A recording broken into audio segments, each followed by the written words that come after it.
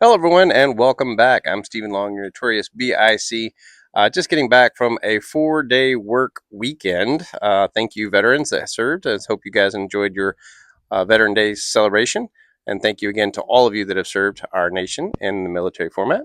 I'm here to bring you today Broker in Charge tip number 1092. This is just a reminder to all buyers, sellers, brokers in the business that the indication of how a buyer intends to pay or purchase the property is a disclosure, not a term of the contract.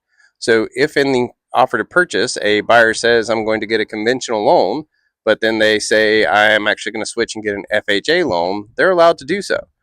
That is not a breach of contract by any means. That is just a change of the way that they are paying for it. They are still bound to pay the purchase price in the timeline that they agreed to in that contract. However, buyers and buyers brokers keep in mind that if you do a switch like that, there is an FHA addendum that is required when you do an FHA loan. There is no obligation for a seller to execute that FHA addendum after they have gone under contract.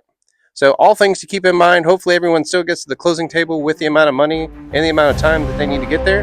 But that financing part of it and how they intend to pay is nothing more than a disclosure.